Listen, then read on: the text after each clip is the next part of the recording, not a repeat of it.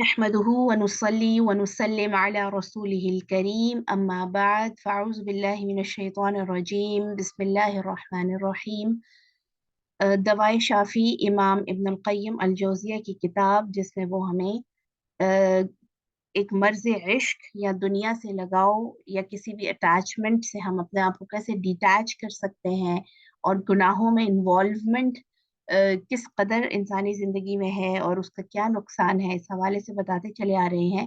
आज हम 13th chapter इसका फसल नंबर 13 पढ़ेंगे और यानी यहाँ से किताब का जो असल उनकी थीम है वो उसका आगाज हो रहा है। इससे पहले यानी प्रीफेस था, काइंड ऑफ, यानी तमहीद बांध रहे थे वो। और ये वाला जो चैप्टर है ये वाला जो टॉपिक है इससे वो अपने रियल टॉपिक की तरफ वापस आ रहे हैं, जो उनका थीम है कि कैसे इलाज की तरफ इंसान जाए अपने गुनाहों से बचने के लिए। तो इस चैप्टर का जो यानी हेडिंग है जो वो है शराए इलाहिया की खिलाफ वर्जी। ये मैं शायद पहले भी बता चुकी हूँ आपको कि इब्नुल क़य्यिम अल जौज़िया की जो अपनी असल किताब है अरबी जुबान में, उसमें इस तरह से चैप्टर्स या ये जो टॉपिक्स की जो हेडिंग्स हैं वो इस तरह से नहीं है, वो थोड़ी मुख्तलिफ हैं। लेकिन जिन्होंने तर्जुमा किया है उन्होंने अल्लाह ताला उनसे भी राजी हो कि उन्होंने हमारे समझने के लिए इनको इस तरह से कैटेगराइज कर दिया है, जो कि काफी मुझे लगता है समझने में आसानी हो जाती है जिससे। शराए इलाहिया कहते हैं कि अल्लाह के जो लॉज हैं, अल्लाह सुब्हानहू व तआला ने जो हमारे लिए शरीयत नाजिल की है, कुरान और हदीस, उसकी खिलाफ वर्जी, यानी उसमें जो अहकामात हैं अगर हम उनको नहीं मानते, अगर हम उस तरह से जिन चीज़ों से रुकने का हुक्म है उस तरह से नहीं रुकते और जिनके करने का हुक्म है उनको नहीं करते, तो उसका क्या नतीजा होगा। अब हम असल मकसद की तरफ मुराजात करते हैं। मुराजात का मतलब है यानी टर्न बैक, यानी वापस आते हैं, जिसका हमने आगाज किताब में जिक्र किया है। यानी वो मर्ज कि अगर इसका सिलसिला जारी रहा तो इंसान की दुनिया और आखिरत दोनों तबाह बर्बाद हो जाते हैं। इसी मर्ज का इलाज हम यहाँ पेश करना चाहते हैं। समझ लेना चाहिए कि गुनाह इंसान के हक में निहायत मुजरत रसा चीज है। मुजरत से मुराद ये है यानी मुजर, नुकसानदेह चीज है कि गुनाह इंसान को बहुत नुकसान पहुंचाता है। और ये यकीनी अम्र है, यानी इसमें कोई शक नहीं है, इसमें किसी शक व शुबे की गुंजाइश नहीं है। और ये भी यकीनी अम्र है कि गुनाह का जहर कल्ब में इस तरह सरायत कर जाता है जिस तरह इंसान के जिस्म में जहर सरायत कर जाता है। ठीक है, यानी जैसे जहर पूरे जिस्म में फैल जाता है, इसी तरह कोई भी जो गुनाह है उसका असर, उसका जहर वो कह रहे हैं, तो वो दिल के अंदर रच बस जाता है। यानी अब गुनाह तो देखिए एक मोमेंट के लिए होता है ना, कुछ टाइम के लिए होता है। तो वो जब खत्म हो गया टाइम, या गुनाह का काम हमने कर लिया, खत्म हो गया वो टाइम, उसके बाद क्या, उसके बाद ये होता है कि उस गुनाह के जो साइड इफेक्ट्स हैं, उस गुनाह के जो इम्पैक्ट है, उसका जो असर है, वो दिल के अंदर हमारे कल्ब में यानी इंड्यूस हो जाता है, रच बस जाता है, दिल का हिस्सा बन जाता है। और जिस दर्जे का जहर होता है उसी दर्जे की इसकी तासीर हुआ करती है। यानी जैसा इंसान जहर इस्तेमाल करता है उसी तरह देखिए उसकी बॉडी पर इफेक्ट होता है ना। अल्लाह ताला माफ करे कि ये जैसे अक्सर सुनने में आता है कि जी सुसाइड करने के लिए लोगों ने कुछ खास तरह का जहर इस्तेमाल किया, लेकिन उसकी क्वांटिटी ठीक नहीं थी, कम थी, तो वो बच गए। या उनके उस वो जो है जहर जो है वो इतना स्ट्रांग नहीं था, तो इसकी वजह से उनको नुकसान नहीं हुआ। तो यानी यहाँ से पता चलता है कि जिस दर्जे का जहर होता है उसी दर्जे का उसका जो है तबाही वाला असर होता है। क्या दुनिया और आखिरत की कोई मुसीबत, कोई खराबी, कोई तबाही और बर्बादी और बीमारी ऐसी है जिसकी असल वजह और असल सबब मासी ना हो। तो यानी इस चीज की तरफ हमारी तवज्जो दिला रहे हैं कि दुनिया और आखिरत में कोई भी मुसीबत, तबाही, बर्बादी ऐसी नहीं है जो असल में गुनाहों का रिजल्ट ना हो। यानी हमारी जिंदगी में जो भी मुसीबत, जो भी यानी नेगेटिविटी, जो भी तबाही है, बीमारी है, खराबी है, वो असल में गुनाहों के सबब है। सैयदना आदम और सैयदा हवा अलैहिमुस्सलाम को जन्नत से किस चीज ने निकाला, और किस चीज ने इनको जन्नत और जन्नत की नेमतों, लज्जतों और जन्नत की मसरतों से महरूम किया, और किस चीज ने इनको जन्नतुल खुल्द यानी हमेशा रहने वाली जन्नत और दारे बहजतो सरूर यानी खुशी का जो घर था उससे निकाल कर दारे महन, महन कहते हैं यानी इम्तिहान, इम्तिहान का जो रूट वर्ड है ना वो महन, यानी ऐसी जगह जहाँ इम्तिहान ही इम्तिहान है, ट्रायल्स ही ट्रायल्स है दुनिया, यानी اور दारे मसाइब व आलाम में डाल दिया। और किस चीज ने इनको दुनिया के कैद खाने में मुक़य्यद कर दिया।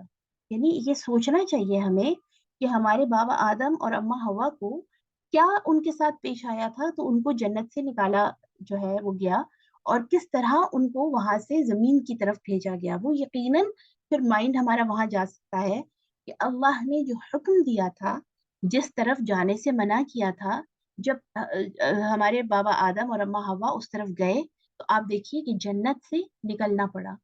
फिर जन्नतुल खुल्द यानी हमेशा जो जन्नत रहनी थी, जिसमें उनकी हमेशा की वाली लाइफ थी, और जिसमें खुशियां ही खुशियां थी, सुकून था, वहां से निकाल कर अल्लाह ने उनको ट्रायल्स में डाल दिया। तो ये इस चीज की इंडिकेशन है, ये इस चीज का इशारा है कि जब भी हम कोई भी नाफरमानी अल्लाह की करते हैं, नाउजुबिल्लाह, तो हमारी जो नेमतें हैं या हमारी जो आसानियां हैं, वो मुश्किलों में बदल जाती हैं, वो फिर आजमाइशों में बदल जाती हैं। इबलीस मुअल्लिमुल मलकूत था, ठीक है, यानी वो फरिश्तों का भी उस्ताद था। उसको मलकूत समावात से किस चीज ने मलऊन, मतरूर और मरदूद बनाकर रख दिया। आपको इस चीज के हवाले से पहले भी एक दो दफा हमने डिस्कस किया कि इबलीस जो है वो था तो जिन, यानी आग से बना हुआ था, जिन था, लेकिन उसकी इबादत और अल्लाह के कुर्ब की वजह से, यानी वो इतना अल्लाह की फर्माबरदारी और अल्लाह के करीब रहता था कि उसको एक तरह से फरिश्तों की कैटेगरी में रख दिया गया था। और फरिश्तों का भी मुअल्लिम, देखिए मुअल्लिम था, यानी उनको भी ट्रेन किया और उनके साथ भी उसके, उन पर भी उसकी एक अच्छी खासी बर्तरी थी।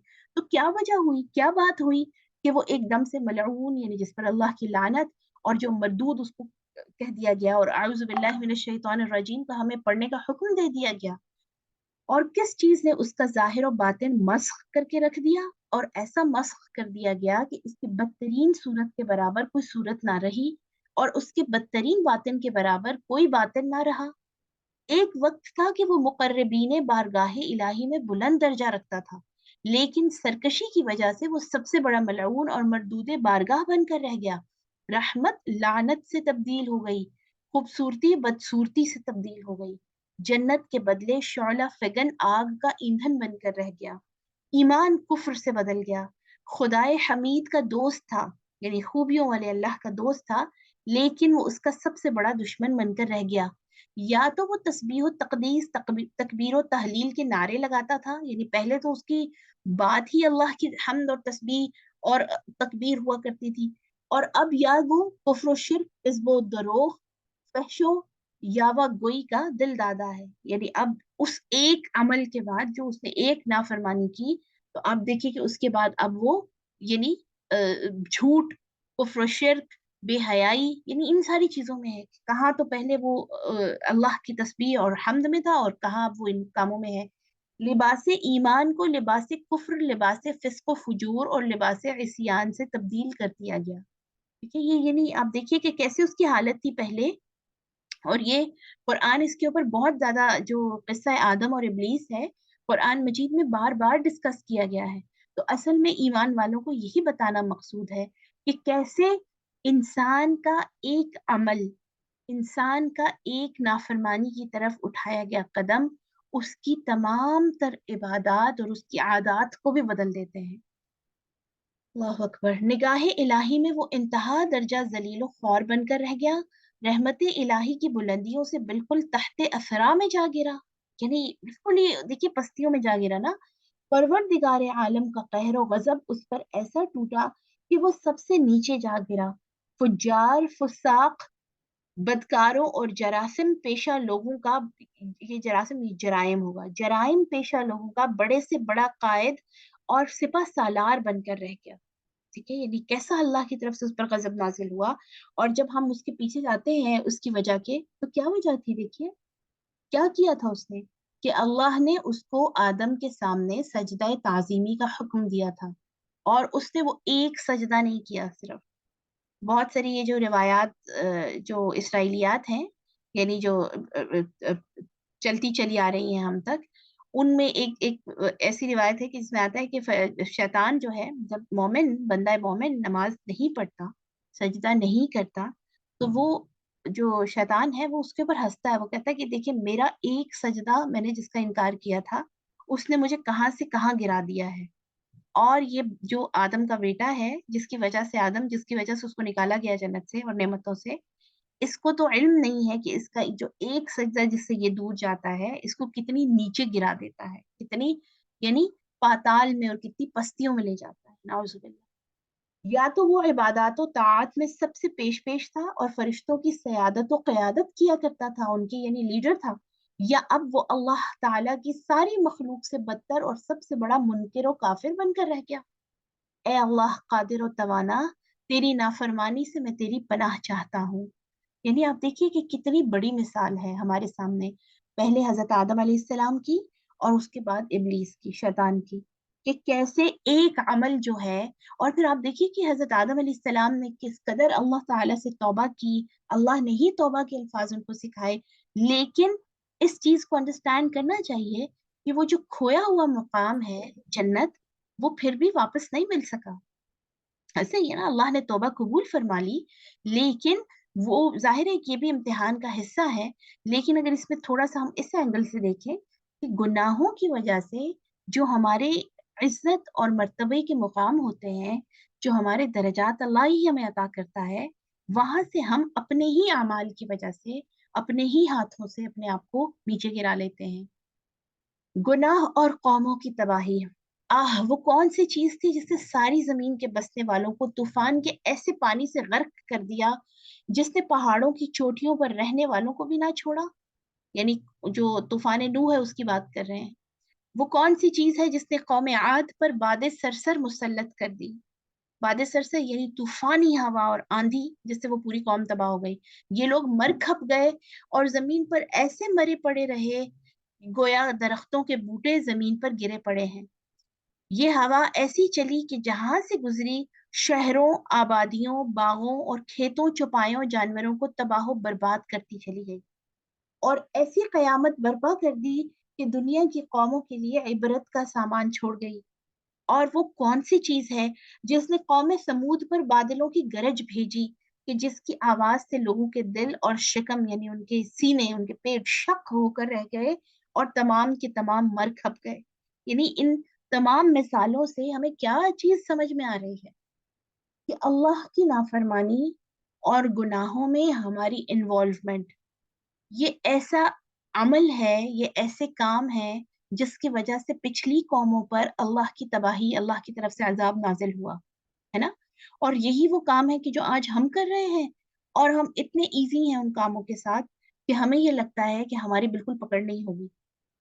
اور وہ کون سی چیز تھی جس نے قوم لوط کی آبادیوں کو اٹھا کر آسمان کے قریب تک پہنچا دیا، اور اس قدر آسمان کے قریب پہنچا دیا کہ کتوں کے بھونکنے کی آواز فرشتے سننے لگ گئے، اور پھر اس طرح اس طبقہ کو پلٹ دیا کہ اوپر کو تلے اور تلے کو اوپر کر دیا، نعوذ باللہ۔ اس طرح تمام کو ہلاک کر کے مارا، اور پھر ان پر جہنم کے پکائے ہوئے پتھر آسمان سے گرائے گئے، نعوذ باللہ من عذابہ وغضبہ وقہرہ۔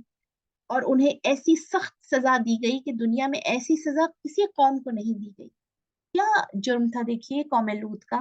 آج جو LGBTs اور اس کے حوالے سے پوری دنیا کے اندر جو چرچے ہیں، اور ہمارے ملک پاکستان تک جس کا اثر پہنچ گیا ہے، اور جس کو سو کالڈ جو سویلائزڈ نیشنز بنے پھرتے ہیں، مغرب کے جو سو کالڈ دانشور، وہ اس کو انسان کی یعنی انٹرسٹ اور انسان کا یعنی کہہ لیں کہ پرسنل میٹر کہہ کے اس کو ڈیفائن کر رہے ہیں اور ایکسپلین کر رہے ہیں، اور چھوٹے چھوٹے بچوں کو، اب پچھلے دنوں کوئی ساتھی بتا رہی تھی کہ 4-5 سال کے بچوں کو اسکول میں یورپ پورے میں یا UK یا USA میں ان کو باقاعدہ ایکسپلین کیا جاتا ہے کہ LGBTs کیا ہے، یا قوم لوط کا جو عمل ہے ہم جنس پرستی، یہ انسان کی چوائس ہے، نعوذ باللہ۔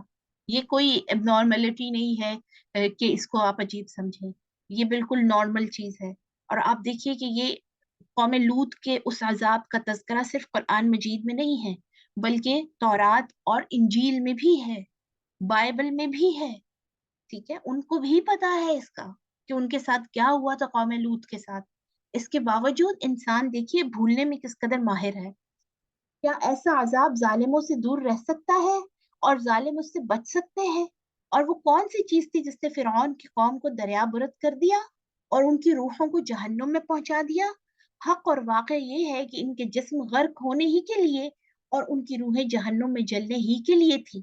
یعنی فرعون کی جو حرکتیں تھی اور اس کے ساتھیوں کا جو فرعون کو خدا سمجھتے تھے اور اس کی جو ہے وہ بلائنڈ فالوئنگ جو ہے اس کو کر رہے تھے، تو کیا ہوا کہ کس طرح سے ان کے اوپر عذاب الہی نازل ہوا.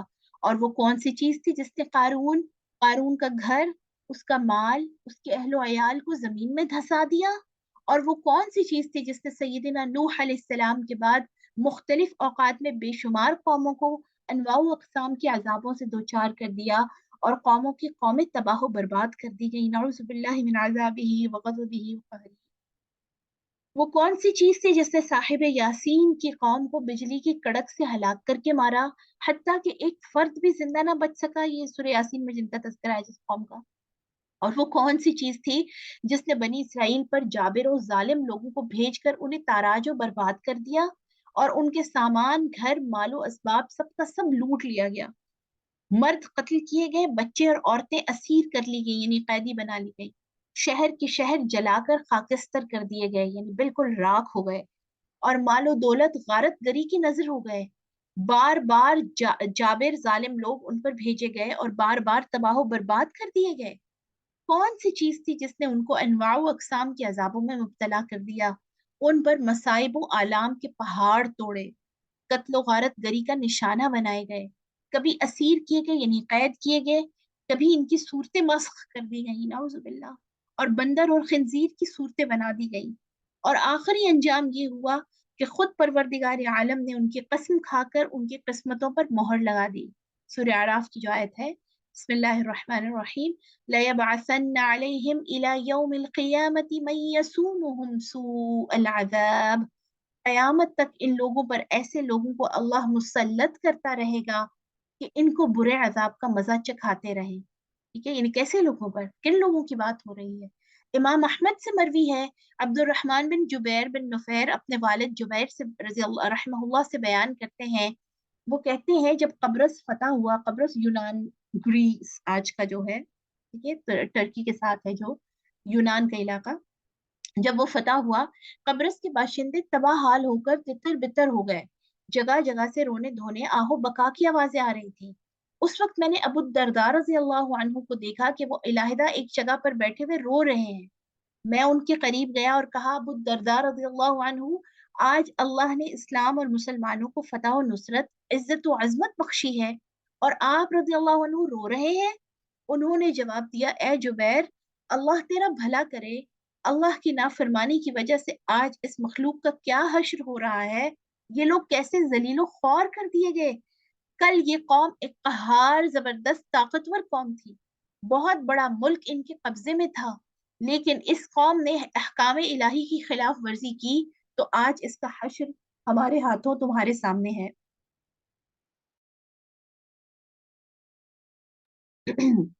اور ایک حدیث میں مروی ہے کہ رسول اللہ صلی اللہ علیہ وسلم نے ارشاد فرمایا، لن يهلك الناس حتى يعذروا من انفسهم. لوگ اس وقت تک ہرگز ہلاک نہیں کیے جاتے جب تک کہ وہ اپنے گناہوں کے لیے کوئی عذر پیش کر سکیں. ٹھیک ہے، یعنی کوئی ریزن ہو کہ انہوں نے یہ گناہ کیوں کیا ہے. اور آپ دیکھیے کہ ہم لوگ وداؤٹ اینی ریزن، صرف فور دا سیک آف بہت تھوڑے سے ٹائم کی پلیجر کے لیے اور بہت تھوڑے سے ٹائم کی خوشی کے لیے کس قدر بڑے بڑے گناہ آرام سے کر جاتے ہیں.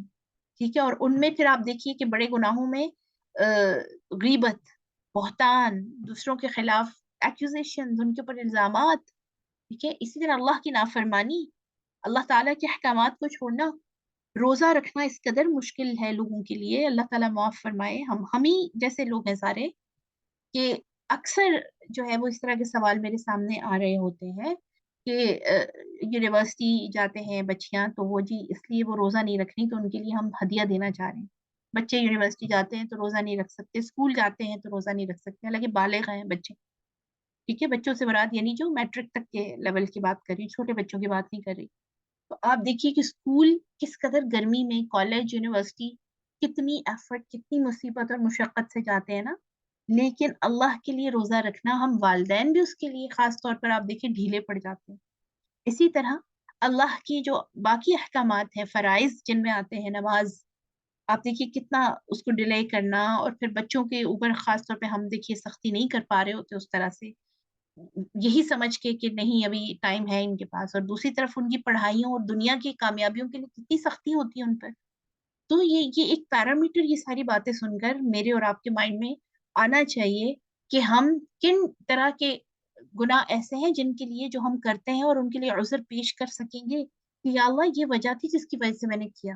ٹھیک ہے، یعنی اس وقت تک ہلاک نہیں ہوتے جب تک انسان اپنے گناہوں کا عذر پیش کرے. جب عذر نہیں ہے، اور عذر سے مراد یہ ہے کہ کوئی قابل قبول قسم کا، یعنی جو ایکسیپٹیبل عذر ہو. سیدہ ام سلمہ رضی اللہ عنہا بیان فرماتی ہیں کہ رسول اللہ سے میں نے سنا، جب میری امت میں گناہوں کی کثرت ہو جائے گی تو اللہ تعالیٰ خاص و عام سب پر اپنا عذاب اتارے گا. نعوذ باللہ. سیدہ ام سلمہ رضی اللہ عنہ فرماتی ہیں کہ یہ سن کر میں نے رسول اللہ سے پوچھا، یا رسول اللہ صلی اللہ علیہ وسلم، کیا اس وقت صالح اور نیک بندے نہیں ہوں گے؟ آپ نے فرمایا، کیوں نہیں ہوں گے؟ میں نے کہا، پھر ان لوگوں کے ساتھ کیا معاملہ ہوگا؟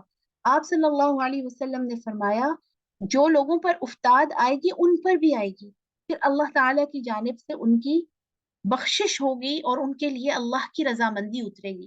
ٹھیک ہے، یہ ایک بہت بڑا آنسر ہے اس کوشچن کا، جو اکثر زلزلے اور سیلاب اور اس طرح کی جو قدرتی آفات ہیں، جو نیچرل ڈیزاسٹرز ہیں، اس کے بعد یہ پوچھا جاتا ہے کہ بچے بھی ہیں اندر، اور وہ لوگ بھی ہیں جو بہت نیک تھے، وہ لوگ بھی ہیں کہ جو غریب لوگ ہیں، ان سے تو بہت، یعنی یہ ایکسپیکٹ نہیں کیا جا سکتا کہ وہ اتنی بڑی بڑی نافرمانیاں کرتے ہوں گے، تو ان کے اوپر کیوں عذاب آتا ہے؟ تو یہ ہے اس کا جواب کہ جب گناہوں کی کثرت ہو جاتی ہے تو اللہ تعالیٰ کلیکٹیولی عذاب دیتے ہیں، خاص و عام. یعنی خاص سے مراد ہے وہ لوگ کہ جو گناہگار نہیں ہیں، اور وہ لوگ جو گناہگار ہیں وہ بھی. تو پھر جو ام سلمہ رضی اللہ تعالی عنہا نے پوچھا کہ نیک لوگوں کا پھر کیا ہوگا، یعنی وہ تو نیک تھے. تو نبی صلی اللہ علیہ وسلم نے فرمایا کہ پکڑے تو وہ جائیں گے، یعنی عذاب تو ان پر بھی، عذاب کی وہ جو ایک تباہی ان پر بھی آئے گی، لیکن اللہ ان کی بخشش کر دیں گے اور ان کے لیے اللہ کی رضامندی اترے گی ظاہر موت کے بعد. حسن بصری رحم اللہ بیان کرتے ہیں کہ رسول اللہ صلی اللہ علیہ وسلم نے ارشاد فرمایا، میری امت ہمیشہ اللہ تعالیٰ کے ہاتھ کے نیچے اور اس کی بغل میں رہے گی، یعنی اللہ کی رحمت میں رہے گی، جب تک علماء امت اور قاری امیروں کی بے جا حمایت نہیں کریں گے، نیک لوگ فاسقوں فاجروں کی بے جا صفائی نہیں کریں گے، یعنی ان کی صفائی پیش نہیں کریں گے، اور شریر لوگ نیک لوگوں کی توہین اور بے عزتی نہیں کریں گے.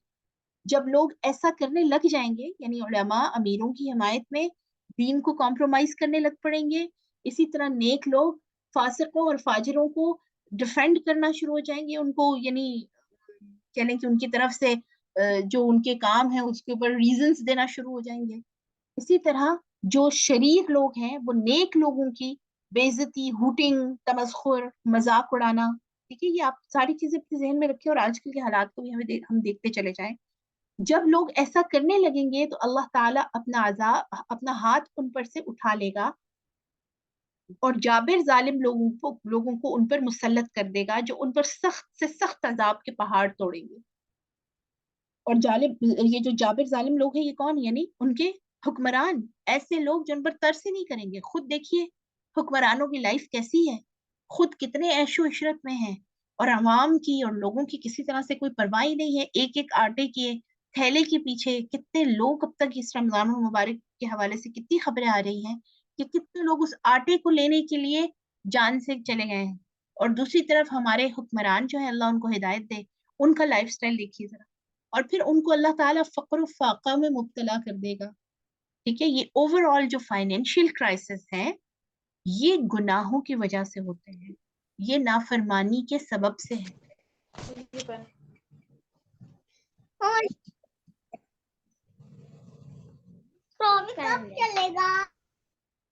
سیدنا صوبان رضی اللہ عنہ بیان کرتے ہیں کہ رسول اللہ صلی اللہ علیہ وسلم نے ارشاد فرمایا، آدمی اپنے گناہوں کی وجہ سے رزق سے محروم ہو جاتا ہے. اور رزق میں میری بہنوں صرف مال و دولت نہیں ہے، رزق میں آپ کی اولاد کی فرما برداری، آپ کی اولاد کا سعادت مند ہونا، اسی طرح آپ کے جو کام ہے ان میں برکت ہونا، اسی طرح رزق میں علم بھی شامل ہے، دین کا علم سب سے پہلے اور باقی علوم اس کے بعد، ٹھیک ہے؟ کیوں ہم علم لے نہیں پاتے، اس کے بعد اس علم سے فائدہ نہیں حاصل کر رہے ہوتے؟ گناہوں کی وجہ سے، ٹھیک ہے؟ اسی طرح رشتہ داروں کے ساتھ تعلقات، اسی طرح ہسبینڈ وائف کے آپس کے تعلقات، اسی طرح اولاد اور ماں باپ کے تعلقات، ٹھیک ہے؟ یہ سارے کے سارے رزق میں شامل ہوتے ہیں، اور گناہوں کی وجہ سے وہ جو رزق میں برکت ہوتی ہے جو اللہ کی طرف سے ہمیں میسر ہوتی ہے، اس سے انسان محروم ہو جاتا ہے۔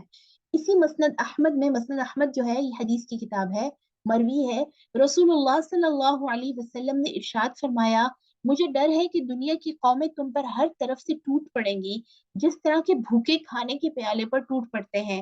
صحابہ رضوان اللہ تعالی علیہ مجمعین نے عرض کیا، یا رسول اللہ، کیا اس وقت ہماری تعداد کم ہوگی؟ آپ صلی اللہ علیہ وسلم نے فرمایا، اس وقت تمہاری کثرت ہوگی، یعنی تعداد تو بہت زیادہ ہوگی، لیکن تمہاری حالت اس وقت سیلاب کے خس و خاشاک جیسی ہوگی، تمہارے دشمنوں کے دلوں سے تمہارا روب اٹھ جائے گا۔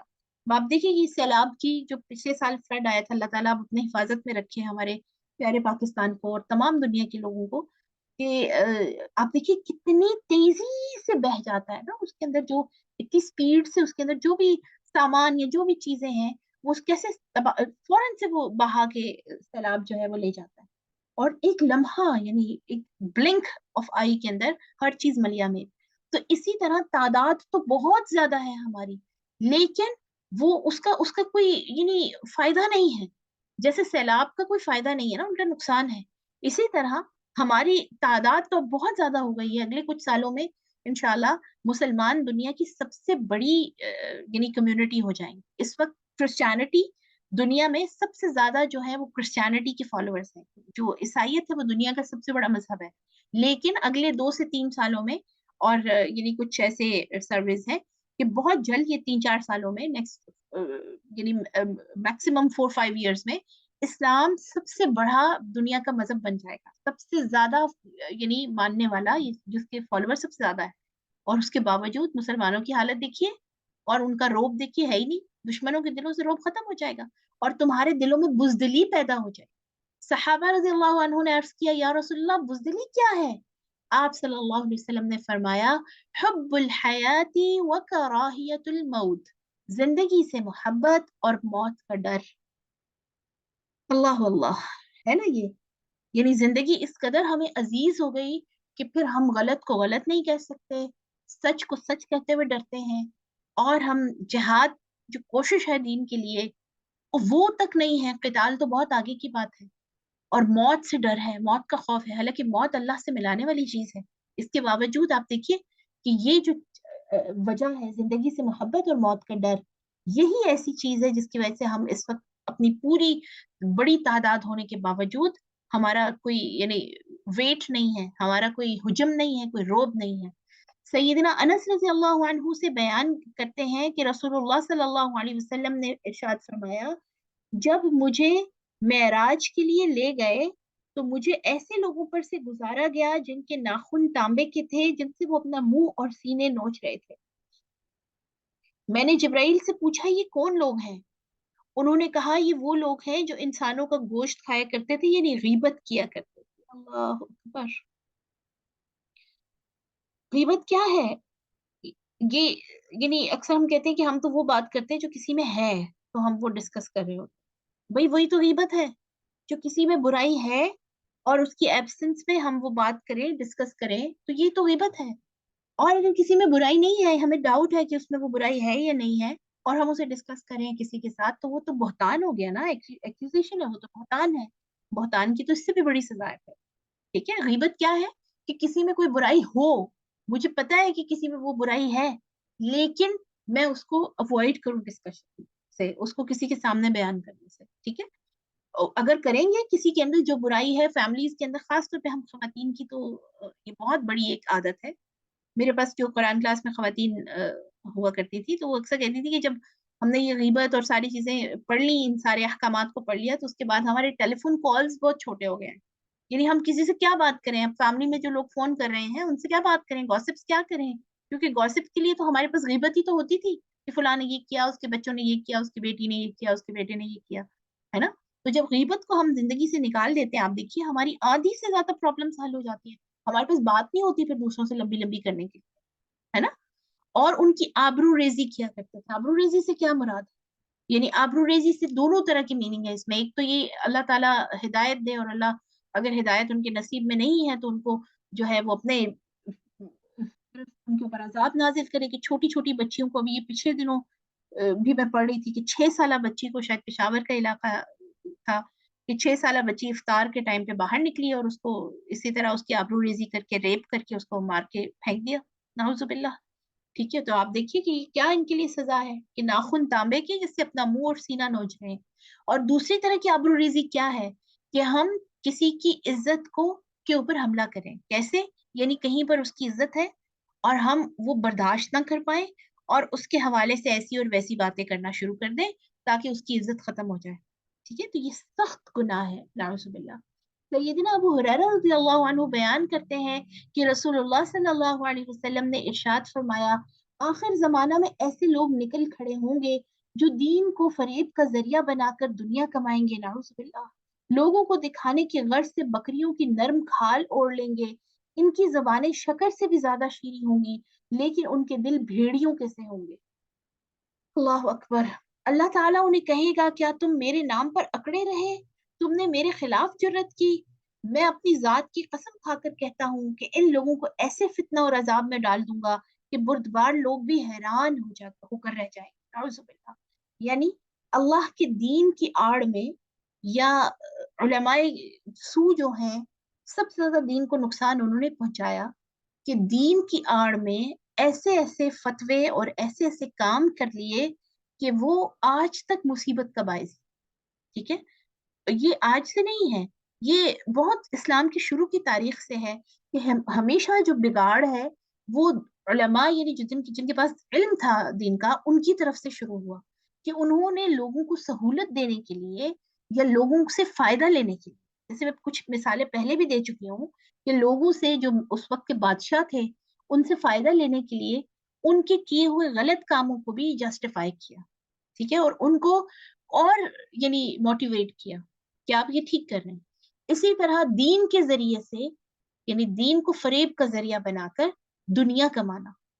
और दुनिया कमाने से क्या मुराद है? ये आप देखिए, कभी अल्लाह माफ करे, ये बैंकिंग, इस्लामिक बैंकिंग के नाम से मुख्तलिफ तरह के स्कैम्स आ रहे होते हैं, मुख्तलिफ उसके नाम देकर कि जी ये शरीयत बैंक है, और इसके अंदर ये मुख्तलिफ उसके टाइटल्स हैं।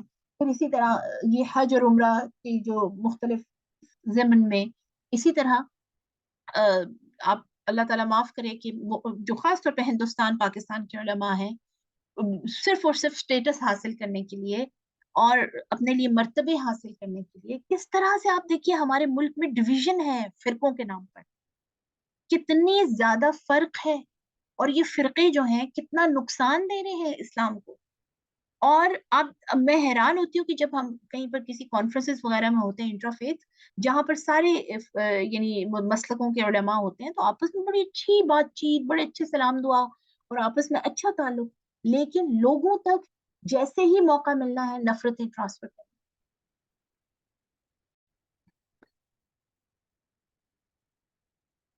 इसी तरह जैसे मैं बात कर रही हूँ कि आप देखिए कि मसाजिद इवन हमारे यहाँ मुख्तलिफ फिरका को रिप्रेजेंट कर रही होती है, मुख्तलिफ स्कूल ऑफ थॉट्स पर हैं कि ये जी बरेलवियों की मस्जिद है, ये देवबंदियों की मस्जिद है, ये अहले हदीस की मस्जिद है। तो ये है वो कि अल्लाह फरमाएंगे कि क्या तुम मेरे नाम पर अकड़े रहे? तुमने मेरे खिलाफ जुर्रत की।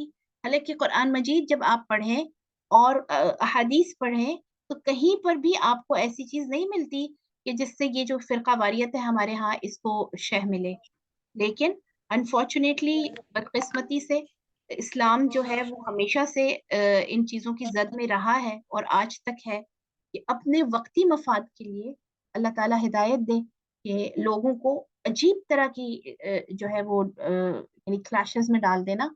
और फिर उसके जरिए से चाहिए, हमेशा मुझे उस पे ये बड़ी बात जहन में आती है कि अबू जहल जो है वो ये कहा करता था कि मुझे बिल्कुल ये यकीन है कि मोहम्मद जो है सल्लल्लाहु अलैहि वसल्लम ये सच बोल रहे हैं। लेकिन जब उससे पूछा गया कि फिर क्या वजह है कि तुम मानते भी हो कि मोहम्मद सल्लल्लाहु अलैहि वसल्लम सच्चे हैं, इसके बावजूद तुम उनको मानते नहीं हो, ان کو یعنی ان پر ایمان نہیں لاتے. تو اس نے کہا کہ دیکھو اگر میں محمد پر ایمان لے آیا تو سب سے پہلے تو مجھے کعبہ میں سے بت ہٹانے پڑیں گے. ٹھیک ہے. اور ان کو میں نے ہٹا دیا تو ہماری جو روزی روٹی ہے وہ کیسے چلے گی؟ سمجھ آئیے آپ کو؟ یعنی خانہ کعبہ کے گرد جو 360 بت تھے وہ خانہ کعبہ کے گرد رکھے ہوئے تھے. اب لوگ جو ہے وہ کعبہ کا طواف کرنے بھی آتے تھے، ساتھ ساتھ اپنے اپنے بت کو نذرانے پیش کرتے تھے. اب وہ لوگوں کا تو الگ الگ بت تھا. ٹھیک ہے. ہر قبیلے کے الگ الگ بت تھے، لیکن نذرانے تو ایک ہی جگہ جا رہے تھے سارے، قریش کے پاس. ہے نا؟ اور قریش میں بھی کون؟ ابو جہل، جو متولی تھا کعبہ کا، اور جو اس کے ساتھ کے لوگ ہیں.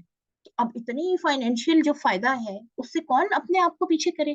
یہی ہو بہو ہمارے علماء کرام کا اللہ تعالیٰ ہدایت دے کہ یہی ان کا جو ہے وہ پرابلم ہے، اور آج تک رہا.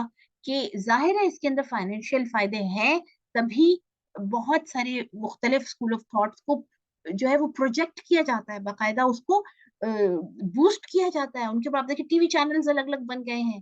ہر چینل جو اپنا اسکول آف تھاٹ کا ہے وہ اس کے حوالے سے آپ کھول کے دیکھیں تو آپ کو ایسی ایسی احادیث سامنے آ جائیں گی جو کہ کہیں سے آپ کو ملیں گی نہیں، جن کا کوئی ریفرنس نہیں ہے، لیکن آپ کو ملیں گی وہ سوشل میڈیا پر. تو یہ کہاں سے ساری چیزیں جو ہے وہ سورس کیا ہے؟ وہ علماء جن کو دین کا علم ہے لیکن وہ حق بات نہیں کر رہے.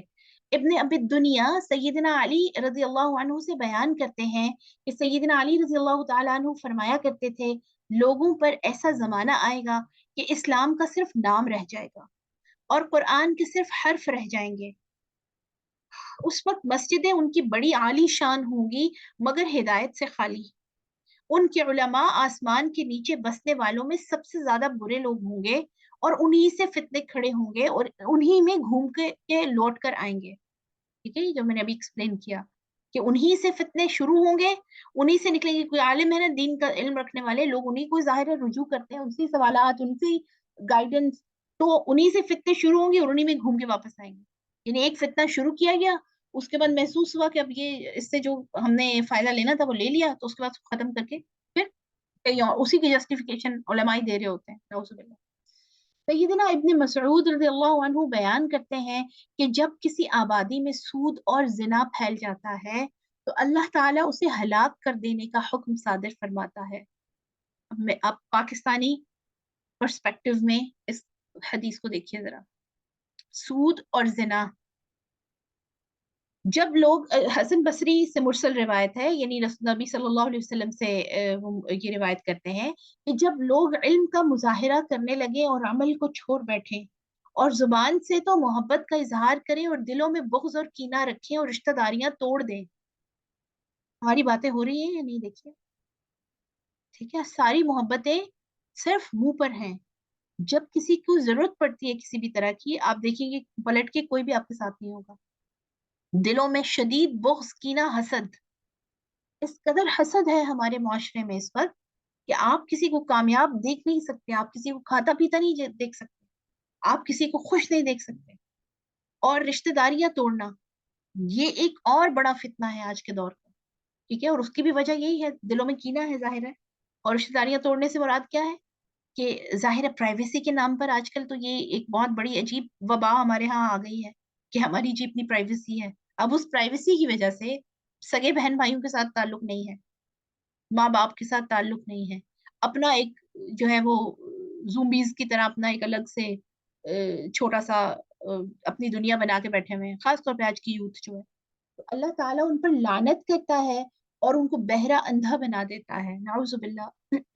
بہرا اندھا سے کیا مراد ہے میری بہنوں؟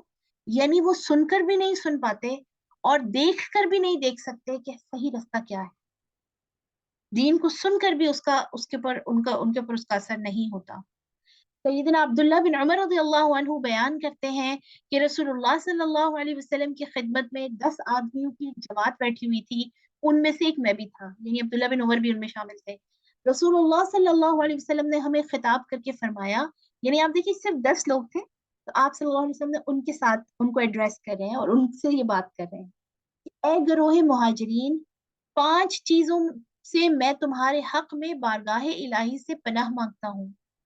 یعنی 5 ایسے کام ہیں جن سے میں اللہ کی پناہ مانگتا ہوں کہ تم اس میں کہیں انوالو نہ ہو جاؤ. نمبر 1، جس قوم میں بدکاری پھیل جائے اور اعلانیہ بدکاری ہونے لگے تو اللہ ان میں طاعون اور دوسری قسم کی بیماریاں بھیج دیتا ہے جس کی کوئی سمجھ ہی نہیں آتی کہ بیماری کیا ہے، اور اتنے سال لگ جاتے ہیں ویکسین بنانے میں اور وہ ویکسین بھی کام نہیں آتی. کنیکٹ کر پا رہے ہیں نا؟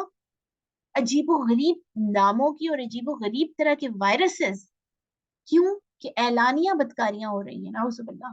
جو ان سے پہلے والوں، یعنی ایسی بیماریاں اللہ ان میں بھیج دیتا ہے جو ان سے پہلے والے اگلوں میں، یعنی جو ان سے پہلے گزر کے لوگ ان میں نہیں تھی. کسی نے سنا ہی نہیں تھا کرونا وائرس کیا ہے، ڈینگی کیا ہے، عجیب و غریب طرح کے یہ جو مختلف وائرسز ہیں کیا ہے.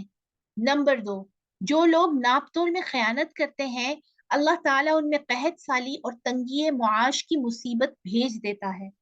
اور ناپ تول میں لوگ خیانت کیوں کرتے ہیں؟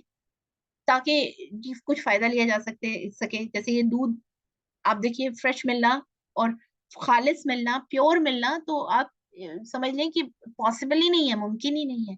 تو کیوں اس کے اندر ملاوٹ کی جاتی ہے؟ تاکہ اچھا کما سکیں. لیکن اللہ تعالیٰ کیا اس کے نتیجے میں عذاب بھیج رہے ہیں کہ ناپ تول میں خیانت، ملاوٹ، کرپشن کے نتیجے میں ہوگا کیا؟ قحط سالی. بارشیں وقت پر نہیں ہوتی. اور آپ دیکھیے ابھی بھی اس سال بھی بغیر سیزن کی بارشیں اور ایسی بارشیں ہوئی ہیں کہ گندم کی فصل آدھی سے زیادہ ملک میں تباہ ہو گئی ہے.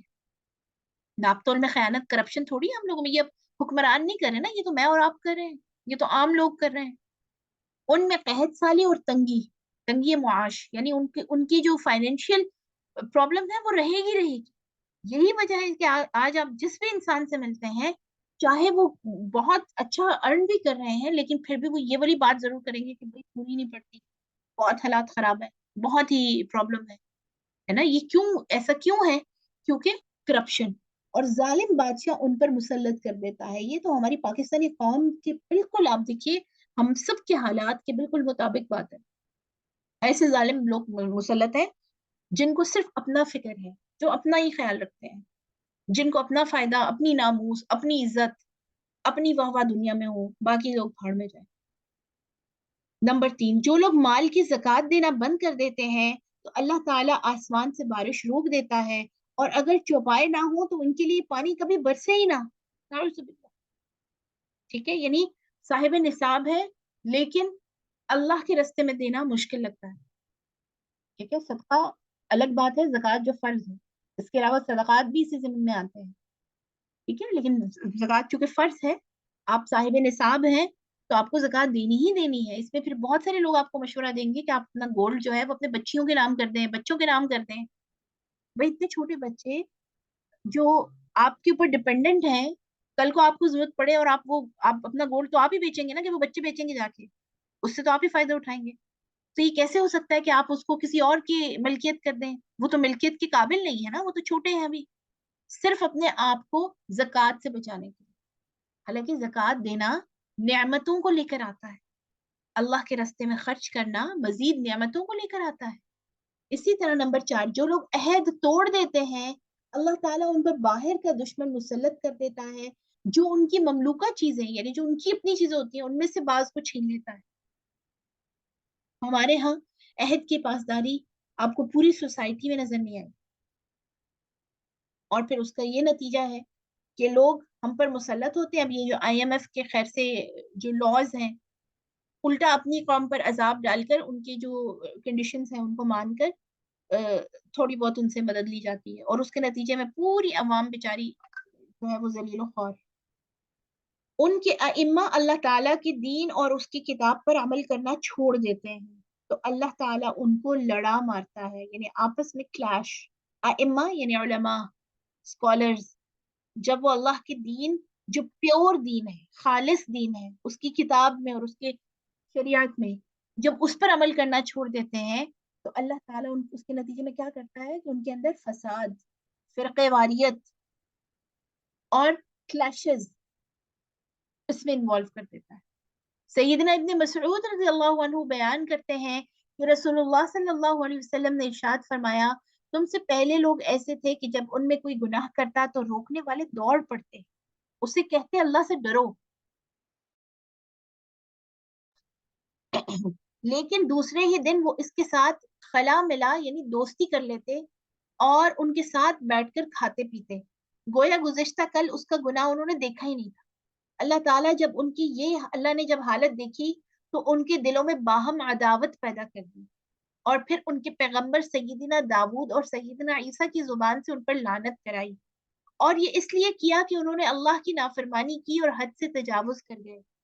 قسم اس ذات کی جس کے ہاتھ میں محمد صلی اللہ علیہ وسلم کی جان ہے, تم امر بالمعروف اور نہی عن المنکر کا فرض انجام دو, یعنی نیکی کا حکم دو اور برائی کرنے والوں کو اس سے روکو, ظالموں اور حق کے خلاف اقدام کرنے والوں کو روکو, ورنہ اللہ تمہارے دلوں میں بھی عداوت پیدا کر دے گا اور تم ایک دوسرے پر لعنت بھیجنے لگو گے, جس طرح کے تم سے اگلے لوگ یعنی جو تم سے گزر گئے ہیں پہلے لوگ جو کیا کرتے. یہ جو حدیث ہے یہ میری بہنوں اس قدر امپورٹنٹ ہے سمجھنا کہ جب ہم اللہ کی نافرمانی فور دا سیک آف دنیا کرتے ہیں, دنیا حاصل کرنے کے لیے, ٹھیک ہے, اور دنیا کی وقتی کامیابیاں حاصل کرنے کے لیے اور خوشیاں حاصل کرنے کے لیے اللہ کے احکامات کو توڑتے ہیں, اور یہ کام کرتے ہوئے پھر ہم جب دوسروں کو اور اپنے پیاروں کو دیکھتے ہیں تو منع بھی نہیں کرتے. اس میں سب سے بڑا امتحان شوہر اور بیوی کا ہے, ٹھیک ہے. آپ دیکھیے شوہر اگر کسی غلط کام میں انوالو ہیں, غلط کاریوں میں انوالو ہیں, یا حرام کمائی میں انوالو ہیں, تو اس میں اکثر یہ سوال سامنے آتا ہے کہ جی بچوں کی بہت کیئر کرتے ہیں, میری بہت کیئر کرتے ہیں, بہت خیال رکھتے ہیں, تو میں اس لیے ہم ان کو کچھ کہتے نہیں, ٹھیک ہے. تو اس کا نتیجہ کیا ہوگا؟ دلوں میں عداوت, دشمنی, آپس میں محبت ختم ہو جاتی ہے, گناہ کی وجہ سے رشتوں کے درمیان اللہ تعالیٰ عداوت پیدا کر دیتے ہیں. اسی طرح بہت ساری خواتین آپ نے بھی دیکھی ہوں گی اور سوالات بھی سامنے آ رہے ہوتے ہیں کہ حجاب شوہر کو نہیں پسند تو چھوڑ دیا, فلاں کام شوہر کو نہیں پسند تو اچھا کام کیا کرتے تھے پہلے اور اب چھوڑ دیا. اسی طرح بہت سارے گناہ کے کاموں میں انوالومنٹ اس لیے کہ میاں پسند کرتے ہیں, شوہر پسند کرتے ہیں, اور یہ کیوں کر رہی ہوتی ہیں خواتین؟ تاکہ محبت دلوں میں رہے. لیکن یہاں ہمیں یہ پتہ چل رہا ہے اس حدیث میں کہ امر بالمعروف اور نہی عن المنکر نہیں کیا, اگر اپنے آپ کو بھی اور دوسروں کو بھی گناہوں سے نہیں روکا اور اللہ کے حکم کی طرف نہیں ان کی گائیڈنس کی, تو اللہ دلوں میں عداوت پیدا کر دے گا, دشمنی آ جاتی ہے دل میں, محبت ختم ہو جاتی ہے, ٹھیک ہے. اور تم ایک دوسرے پر اس طرح لعنت بھیجنے لگو گے جیسے تم سے پہلے لوگ کیا کرتے. یعنی کر کیوں رہے ہیں ہم, وہ کام کرتے کیوں ہیں ایک دوسرے کی توجہ اور محبت لینے کے لیے, لیکن اس کا رزلٹ یہ نکلتا ہے کہ ایک دوسرے کی شکل دیکھنے سے بھی انسان جو ہے وہ بیزار ہو جاتا ہے, اور ریزن ہمیں پتہ چل گیا. ابن ابی دنیا رحمہ اللہ نے ایک روایت نقل کی ہے کہ اللہ تعالیٰ نے سیدنا یوشع بن نون علیہ السلام, یہ نبی تھے, کو بذریعہ وحی یہ خبر بھیجی تھی کہ میں تیری قوم میں سے 40,000 اچھے لوگوں کو اور 60,000 شریر بدکاروں کو ہلاک کرنے والا ہوں. انہوں نے عرض کیا پروردگار عالم, شریروں کو ہلاک کرنا تو بجا ہے, یعنی وہ تو چلے سمجھ میں آتا ہے, لیکن بھلے لوگوں نے کیا خطا کی ہے کیونکہ وہ تو نیک ہے. اللہ نے جواب دیا یہ اس لیے کہ جب میں ان شریروں پر خفا تھا تو یہ لوگ ان پر کیوں خفا نہ ہوئے, کیوں یہ لوگ ان کے ساتھ کھاتے پیتے رہے, اٹھتے بیٹھتے رہے. یہاں سے کیا چیز سمجھ میں آ رہی ہے کہ ایسی محفلیں جہاں اللہ تعالیٰ کی نافرمانیاں ہو رہی ہیں, بے شک آپ نہیں کر رہے, کوئی اور کر رہا ہے, آپ انوائٹیڈ ہیں وہاں پر, ٹھیک ہے, میوزیکل محفلیں ہیں, مایوں مہندیاں چل رہی ہیں اور میوزک ہے اور مرد اور عورتوں کا اختلاط ہے اور حجاب اور وہ ساری چیزیں جو ہے اس کو آپ کو جو ہے پیچھے کرنا پڑتا ہے, تو یہ سوچ کر کہ ہم تو بھی انوائٹیڈ ہیں, ہم تو نہیں کر رہے نا یہ, اور وہاں بیٹھ کر توبہ توبہ کرتے رہیں, تو اس سے پھر کیا ہوگا کہ ان لوگوں میں شامل ہو جائیں گے جن پر اللہ کا عذاب ہوگا. کیوں؟ کیونکہ جن شریروں پر جو ایسے کام کریں جس پر اللہ خفا ہوتا ہے, تو لوگ ان پر کیوں خفا نہ ہوئے؟ آپ دیکھیے ہماری آپس میں ایک دوسرے سے ہم کن چیزوں پر ناراضگیاں کرتے ہیں, پرسنل میٹرز پر, کہ کیوں میرے فلاں رشتے کو تم نے یہ کیا, تم نے میرے بہن کے حوالے سے بات کی, تم نے میرے بچوں کے حوالے سے بات کی. کبھی اس پر ہم کسی سے خفا ہوئے کہ تم نے اللہ تعالیٰ کا یہ حکم نہیں مانا, تم نے اللہ کی یہ نافرمانی کی, تو میں تم سے خفا ہوں. آپ جو دعائے قنوت پڑھتے ہیں نا وتر میں, اس دعا کا آج مطلب دیکھیے گا جا کے, وَنَخْلَعُ وَنَتْرُكُ مَن يَفْجُرُكَ, اے اللہ ہم ان لوگوں سے الگ ہو جاتے ہیں اور ان کو چھوڑ دیتے ہیں جو تیرے نافرمان ہیں. اور یہ ہم ہر روز پڑھتے ہیں لیکن ہم یہ کرتے نہیں ہیں. جو اللہ کے نافرمان ہیں ہم ان کو اس لیے کچھ کہتے نہیں ہیں کہ کہیں یہ ہم سے خفا نہ ہو جائے, کہیں یہ ہم سے دور نہ ہو جائے, ہے نا یہ چیز. تو اللہ کا عذاب ان پر بھی نازل ہوگا کیونکہ یہ ان کے ساتھ کھاتے پیتے رہے, اور ایک اور جگہ تھا اٹھتے بیٹھتے رہے. ابن عبد البر رحمہ اللہ نے ابو ہر ابو ابو حزان سے ایک روایت نقل کی ہے کہ کسی آبادی کے لیے اللہ تعالیٰ نے 2 فرشتے بھیجے کہ اس آبادی کو تباہ و برباد کر دو. جب یہ فرشتے وہاں پہنچے تو دیکھا ایک شخص مسجد میں کھڑا نماز پڑھ رہا ہے. فرشتوں نے عرض کیا, اللہ سے پوچھا, اے پروردگار, اس آبادی میں تیرا فلاں بندہ بھی تو ہے جو نماز پڑھ رہا ہے. اللہ تعالیٰ نے فرمایا, آبادی کو اور آبادی کے ساتھ اس کو بھی ہلاک کر دو. میرے لیے اس کی پیشانی پر کبھی بل نہیں پڑے, اس نے کبھی نافرمانوں پر ناراضگی کا اظہار نہیں کیا. حمیدی نے سیدنا مسعر رحمہ اللہ کی روایت نقل کی ہے کہ اللہ تعالیٰ نے کسی آبادی کو ہلاک کرنے کے لیے ایک فرشتہ بھیجا. فرشتے نے کہا, پروردگار عالم, اس آبادی میں فلاں عابد موجود ہے جو بہت عبادت گزار ہے. اللہ تعالیٰ نے وہی بھیجی کہ پہلے اس کو ہلاک کر دو, پھر آبادی کو ہلاک کرو, کیونکہ میرے لیے کبھی اس کی پیشانی پر شکن نہیں پڑی. آج میری بہنوں, ہم اپنی کی بڑی فکر کا مقام ہے کہ ہم اپنی اپنی یعنی اتنے سیلف سینٹرڈ ہیں, اپنے اپنے پرابلمز, اپنے اپنے مسائل, اپنے اپنے فائدے نقصانوں میں ہم اتنے زیادہ انوالو ہوتے ہیں کہ دوسروں کو منع کرنا, ان کو برائی سے ہٹانا تو درکنار, ہماری پیشانی پر شکن بھی نہیں پڑتی, ہم تو فیل بھی نہیں کرتے کہ کیا کچھ ہو رہا ہے آس پاس. حالانکہ صحابہ کرام کے حوالے سے آتا ہے کہ جب وہ اپنے آس پاس کے علاقوں میں, ظاہر جب بہت ٹائم گزر گیا اور آخری آخری جو صحابہ رہ گئے تھے اور اس کے بعد تابعین, تو ظاہر ہے دنیا داری اور وہ ساری چیزیں تو بہت تھی. جب وہ آس پاس دیکھتے تھے کہ لوگ گناہوں میں انوالو ہیں تو بیمار پڑ جاتے تھے. اسی طرح نبی صلی اللہ علیہ وسلم, آپ دیکھیے کہ سورہ کہف کی جو شروع کی آیات ہیں کہ آپ اپنے آپ کو جو ہے وہ مصیبت میں نہ ڈالیں, ہلاکت میں نہ ڈالیں. آپ پریشان کیوں ہیں, اتنی زیادہ ٹینشن کیوں لیتے ہیں نبی صلی اللہ علیہ وسلم, آپ کا کام صرف بتانا ہے, بنوانا تو نہیں ہے. اور آپ صلی اللہ علیہ وسلم اس قدر فکر کیا کرتے تھے کہ لوگ کیوں نہیں مان رہے, کیوں نہیں اللہ کے راستے پر آ رہے. آج ہمارے قریبی رشتے دار ہمارے گھروں میں بعض اوقات ایسے کاموں میں انوالو ہوتے ہیں جو اللہ کے عذاب کو انوائٹ کرنے والے کام ہیں. لیکن ایسی عجیب طرح کی دنیا میں ایک ہوا چل پڑی ہے کہ ہر کوئی پرائیویسی پرائیویسی کے چکر میں, آپ اپنے چھوٹے بہن بھائیوں کو منع نہیں کر سکتے, آپ اپنے رشتے داروں کو منع نہیں کر سکتے, اور پھر ایک ٹائم آتا اولاد کو بھی منع نہیں کر سکتے. ایسا ہے یا نہیں؟ ہر کوئی یہ کہتا ہے بھائی یہ تو میرا پرسنل میٹر ہے. اللہ کے بندو, اگر دین پرسنل میٹر ہوتا تو 1,24,000 سے زیادہ نبی کیا کرنے آئے دنیا میں؟ ان کی جو تعلیمات تھی وہ تو اتنی زیادہ پرسنل چیزوں کے حوالے سے تھی. لوط علیہ السلام کے حوالے سے دیکھیے, یعنی ان کی قوم کے اندر کیا تھا, کیا گناہ وہ کیا کرتے تھے کہ ہومو سیکچولیٹی, ہم جنس پرستی. تو کتنا یہ یعنی آپ کی سیکشل جو انٹرسٹ ہے وہ تو سب سے زیادہ پرسنل ہے. ان کو کریکٹ کرنے کے لیے اللہ نے نبی بھیجا, اور جب وہ نہیں مانے تو ان پر کیا عذاب آیا. شعیب علیہ السلام اپنی قوم کے تاجر, ان کا کام یہ تھا کہ وہ ناپ تول میں کمی کرتے تھے. کرپشن جو ہمارے آس پاس تو میں کہتی ہوں کہ ہے ہی کرپشن.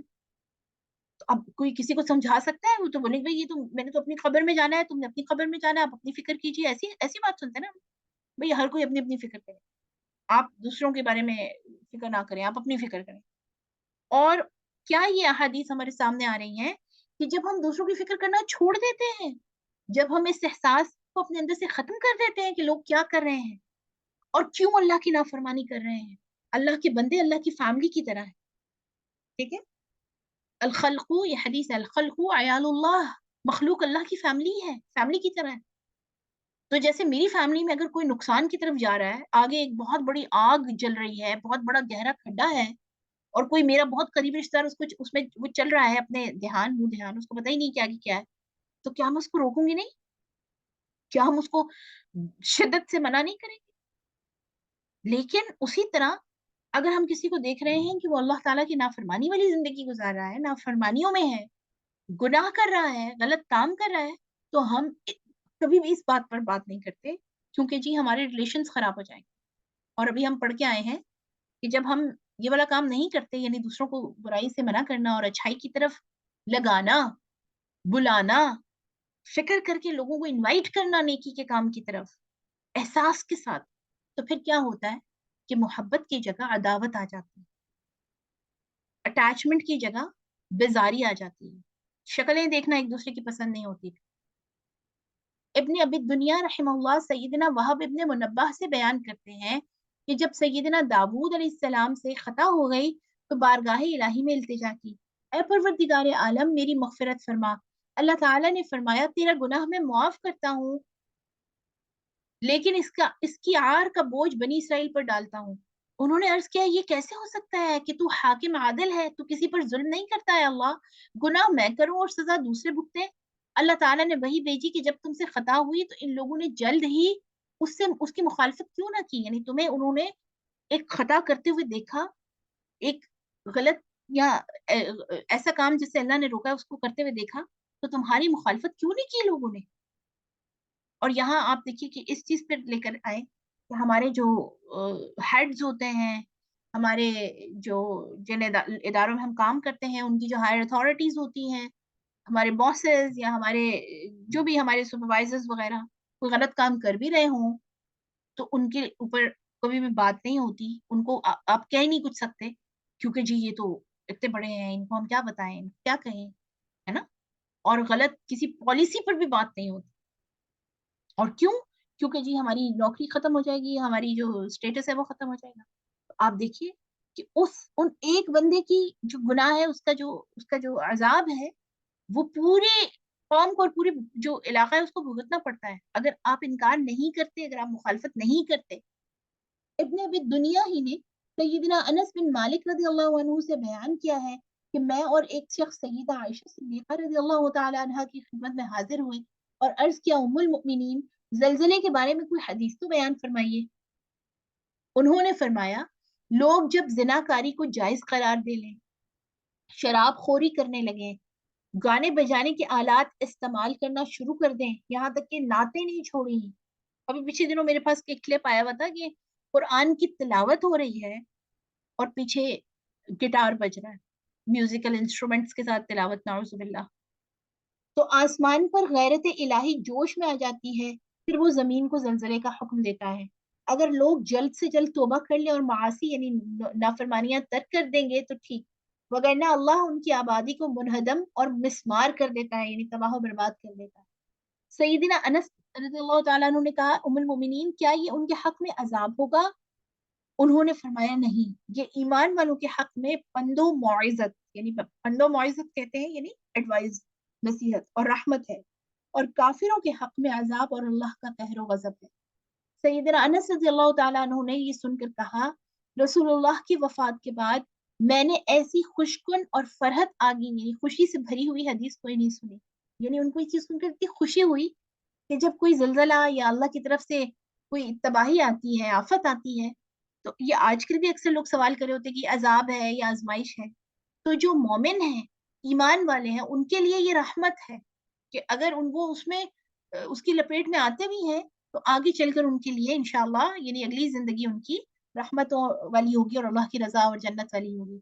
और जो अल्लाह का इनकार करने वाले हैं उनके हक में ये अजाब और अल्लाह का कहर होगा। इब्ने अभी दुनिया ने एक मुरसल रिवायत हदीस रिवायत की है कि रसूलुल्लाह के अहद में जलजला आया तो रसूलुल्लाह सल्लल्लाहु अलैहि वसल्लम ने जमीन पर अपना हाथ रखा और फरमाया रुक जा, अभी तेरे लिए इसका वक्त नहीं आया।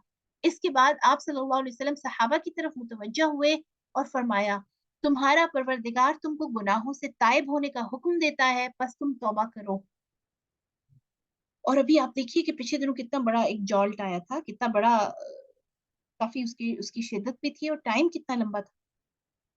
उसके बाद से क्या हमारे अपने अपने दिलों को हम झांकते हैं ना कि क्या तौबा और इस्तिगफार वाली जो कैफियत है ज्यादा हुई, या टेंशन हुई, परेशानी हुई लेकिन तौबा करने का ख्याल कम आया। तो ये अलर्ट्स हैं, जैसे अलार्म्स होते हैं ना, अलार्म हम लगाते हैं अपने जागने के लिए, ये जो छोटे छोटे छोटे प्रॉब्लम्स हैं। इसी तरह पर्सनल लाइफ में जो छोटे छोटे ट्रायल्स हैं, बीमारी आ गई, कभी कोई काम नहीं हुआ, डिले हो रहा है, वजह समझ में नहीं आ रही, अ, आसानी से नहीं हो रहा, तो ये असल में हमें अलर्ट्स जारी हो रहे होते हैं अल्लाह की तरफ से कि ताइब होने का हुक्म है, तौबा कर लो। अहद फारूकी यानी उमर फारूक रजी अल्लाह तआला अन्हु के जमाने में एक मरतबा जलजला आया, तो उमर फारूक रजी अल्लाह तआला अन्हु ने लोगों को खिताब करके फरमाया, लोगों ये जलजला तुम्हारी किसी गलती और गुनाह की वजह से, कसम है उस जात की जिसके हाथ में मेरी जान है, अगर दोबारा ये जलजला आया तो मैं तुम में हरगिज हरगिज नहीं रहूंगा, यानी मैं यहाँ से कहीं दूर चला जाऊँ। ठीक है, यानी क्यों जलजला आया है कि अल्लाह नाराज है। और इब्ने अबी दुनिया ने मनाकिब फारूकी में लिखा है, उनकी किताब है मनाकिब फारूकी, कि अहद फारूकी में जलजला आया तो सईदना उमर फारूक रजी अल्लाह तआला अन्हु ने जमीन पर अपना हाथ मारा और कहा, ए जमीन तुझे क्या हुआ, तुझे क्या हुआ, तुझे क्या हुआ, अगर कयामत आने वाली है तो अपने अहवाल बयान कर। मैंने रसूलुल्लाह सल्लल्लाहु अलैहि वसल्लम से सुना, जब कयामत आएगी तो एक हाथ भर और एक बालिश भर जमीन ना होगी जो बोल ना उठे, यानी हमारा एक हाथ यानी एक पाम जो है, एक हथेली, इतनी भी कोई जगह नहीं रहेगी जो बात नहीं कर रही होगी।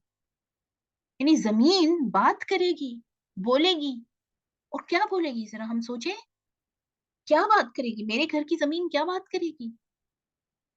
ठीक है, हमारे हक में बोलेगी, जहां हम नमाज पढ़ते रहे, जहां हम अल्लाह की फरमाबरदारी का काम कर रहे हैं, या जहां पर नाफरमानी कर रहे हैं, दोनों तरह से वो जमीन बात करेगी, नाउजुबिल्लाह।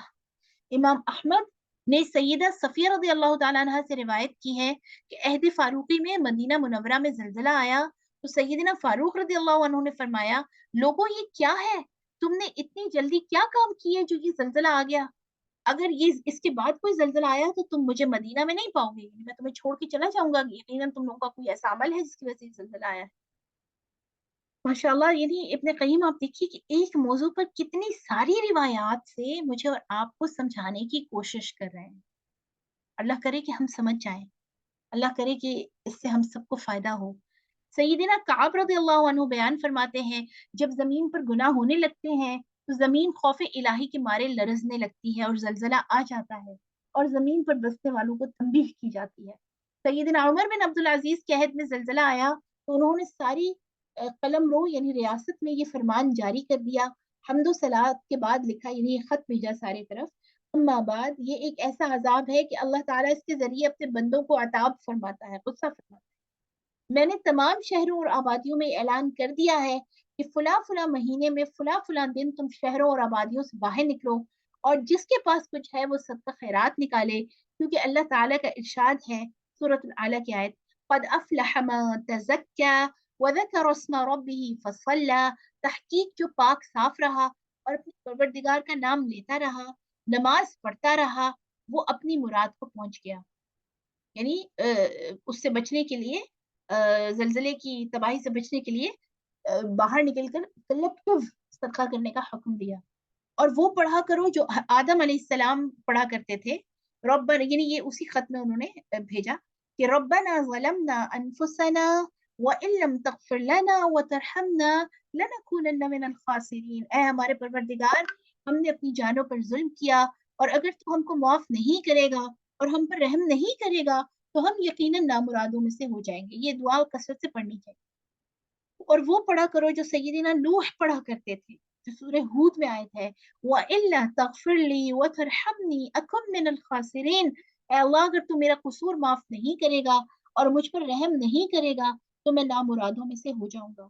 और वो पढ़ा करो जो सैयदना यूनुस रजी अल्लाह अलैहि सलाम पढ़ा करते थे, ला इलाहा इल्ला अंत सुब्हानक इन्नी कुन्तु मिनज़ ज़ालिमीन, ए अल्लाह तेरे सिवा कोई माबूद नहीं, तू पाक जात है, मैं ही जुल्म करने वालों में से हो गया हूँ, यानी तेरे में कोई ऐब नहीं, मेरा ही कोई गुनाह है जिसकी वजह से मैं मुसीबत में हूँ। और आप देखिए अल्लाह के नबी यूनुस जब मछली के पेट में फंसे, जब वहां पर ट्रैप हो गए, तो उन्होंने ये दुआ पढ़ी जिसे हम आयत करीमा भी कहते हैं। और हम जब किसी मुसीबत में आते हैं तो हम क्या करते हैं कि हम लोगों को इकट्ठा करते हैं कि आप पढ़िए मेरे लिए। अब इसका मतलब आप देखिए कि अल्लाह तेरे सिवा कोई माबूद नहीं, तू पाक ज़ात है, मैं ही जुल्म करने वाला हूँ, मैंने ही कोई गलती की अल्लाह, तो मुझ पे ये मसला आया है, तो ये मैं मुझे ही पढ़ना चाहिए ना कि मैं लोगों को बुलाकर अपने मसले के लिए उनसे पढ़ाऊं। समझ आई लॉजिक इसमें? ये बहुत अहम बात है समझने के लिए कि हमने हर चीज में, आप देखिए शॉर्टकट्स मेरी बहनों हम पसंद करते हैं कि हमें कोई शॉर्ट वे मिल जाए, यानी मैं खुद नहीं पढ़ सकती, कोई पढ़ दे मेरे लिए। ठीक है, यानी कुरान के हवाले से भी इसी तरह, कुरान खानी अपने हमारे प्यारे जब दुनिया से चले जाते हैं تو بجائے اس کے کہ آل اولاد جو ہے اہل خانہ وہ خود قرآن پڑھے اور دین کی یعنی قرآن سے جڑ کر اس کے بعد اللہ سے دعا مانگے مغفرت کی، رحم کی، تو اس کے بجائے مدرسے سے بچوں کو بلا لیتے ہیں. اور وہ بچے آدھے سے زیادہ تو بچے ایسے ہوتے ہیں جن کا وضو ہی نہیں ہوتا، کیونکہ ہمارا خود تعلق ہے مدارس سے. تو بچے تو چھوٹے بچے ان کو کیا پتا ہوتا ہے، اور وہ بیٹھ کے شرارتیں کر رہے ہیں اور بظاہر یہ کہ قرآن پڑھ رہے ہیں. یعنی آپ خود پڑھیے، آپ کا اور اللہ کا معاملہ ہے. اگر آپ اپنے والدین کے لیے پڑھے ہیں تو آپ کا اور آپ کے والدین کے لیے آپ کا اپنے رب سے پھر مطالبہ ہے نا کہ کوئی آپ کے بہاف پر کیسے کر سکتا ہے. ٹھیک ہے، یعنی استغفار کرنا یہ ایک ذاتی عمل ہے، اور یہ وہی کرے اسی کو فائدہ دے گا جس نے گناہ کیا ہے. اگر کوئی اور میرے حصے پہ کر لے جس نے وہ گناہ نہیں کیا، میں نے جو گناہ کیا ہے اس کی معافی تو ظاہر ہے مجھے ہی مانگنی ہے نا، میرے جگہ پر کوئی دوسرا کیسے مانگ سکتا ہے. اس چیز کو سمجھنا بہت زیادہ ضروری ہے. اللہ تعالیٰ گناہوں سے معافی کی توفیق عطا فرمائے. اس کے لیے میں دو جو دعائیں ہیں وہ بہت خاص طور پہ ریکمینڈ کرتی ہوں. ایک سجدے کی جو دعا ہے جو سجدوں میں سبحان ربی الاعلیٰ کے بعد پڑھی جاتی ہے، انشاءاللہ میں اس کو جلدی آپ کے لیے ریکارڈ کر دوں گی. اور اسی طرح قعدے کی جو دعا ہے، یعنی دونوں سجدوں کے درمیان کہ اللہم اغفر لی ورحمنی واہدنی وعافنی وارزقنی واجبرنی وارفعنی. ٹھیک ہے، یہ ضرور ہمیں اپنی نمازوں میں شامل کرنی چاہیے اور اس کو کانشیسلی پڑھیں. ٹھیک ہے، یعنی اس کے میننگز پہ غور کر کے پڑھیں، اس کا بہت فائدہ ہے.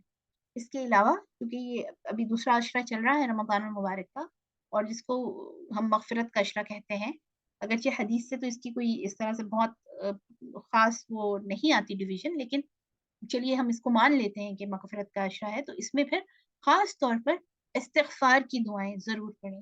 اور آج کل کوشش کیجئے کہ توبہ کے نیت سے 2 نفل ضرور پڑھ لیں اپنی سحری کے وقت میں، یا تہجد کے ساتھ جب آپ تہجد کی نماز ادا کرتے ہیں. چونکہ آج کل تو الحمدللہ سب کو تہجد کا موقع مل جاتا ہے رمضان المبارک میں، لیکن رمضان کے بعد بھی یعنی تہجد کے وقت جب آپ اٹھیں تو وہی جو نفل آپ پڑھیں گے اس کو اس نیت سے ضرور پڑھ لیا کریں کہ استغفار یا توبہ. ٹھیک ہے، اسی طرح پھر اس میں استغفر اللہ العظیم کا ورد کرنا بہت زیادہ فائدہ دیتا ہے. نبی صلی اللہ علیہ وسلم کے حوالے سے آتا ہے کہ آپ صلی اللہ علیہ وسلم ایک دن میں 100 دفعہ سے زیادہ 100 ٹائم سے زیادہ استغفار کرتے تھے. تو آپ دیکھیے اللہ کے محبوب نبی چنے ہوئے جو کہہ لیں کہ معصوم عن الخطا، اس کے باوجود 100 دفعہ سے زیادہ استغفار. اور میں اور آپ ہمیں کتنی زیادہ ضرورت، اور استغفار کے اس قدر فوائد ہیں کہ اس پر تو میں سمجھتی ہوں پورا الگ سے ہم سیشن کریں گے انشاءاللہ کہ خالی استغفار کرنے کے کتنے زیادہ فائدے ہیں.